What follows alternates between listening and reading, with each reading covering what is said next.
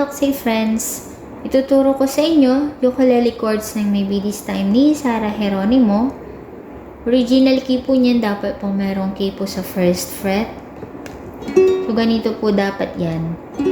Two old friends meet again, wearing all their faces. Pero dahil hindi po ganun kataas ang boses ko, at para po makasabay po ang lahat, para sa mga walang key po, sa mga hindi po matataas ang boses, pwede po nating tanggalin yan, bababa po ng kaunti yung key, para hindi na rin po kayo mahirapan. O, ganito po yung intro natin. Sabay lang po kayo.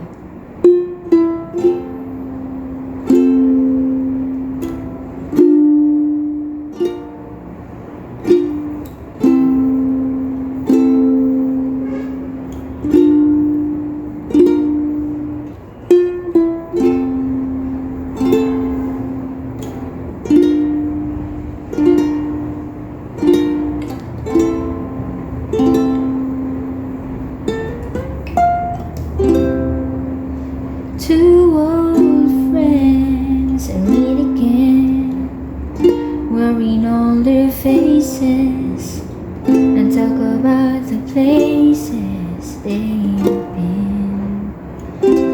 Two old sweethearts fell apart somewhere long ago. How are they to know?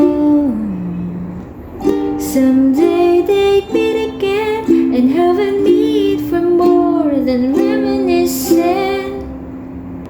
So sa chorus, gagamit po tayo ng strumming pattern na down, down, up, down, up.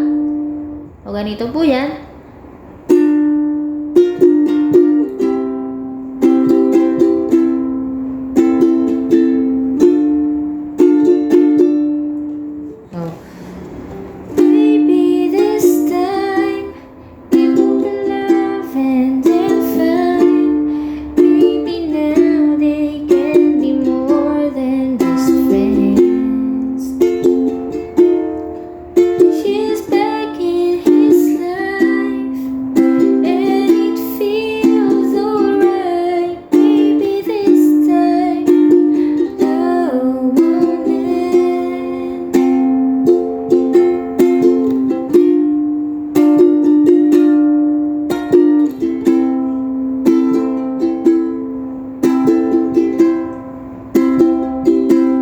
Para sa second verse po natin, gagamit pa rin po tayo ng parehas na strumming pattern.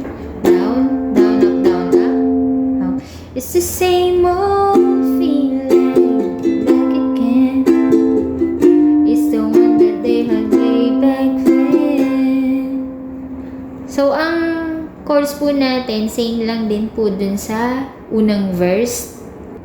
After ng second verse natin, chorus na po ulit. Same pa din yung strumming pattern. Down, down, up, down, up. Down, down, up, down, up. Down, down, up, down, up. Down, down, up, down, up. So, maybe this time we will love and they'll find. Maybe now they can be more than just friends.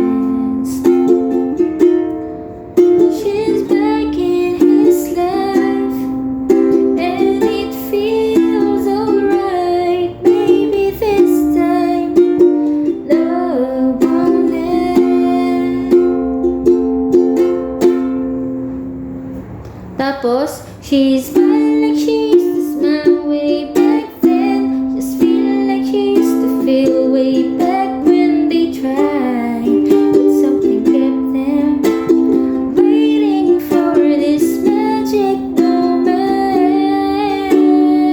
Tapos, tatas na po yung key.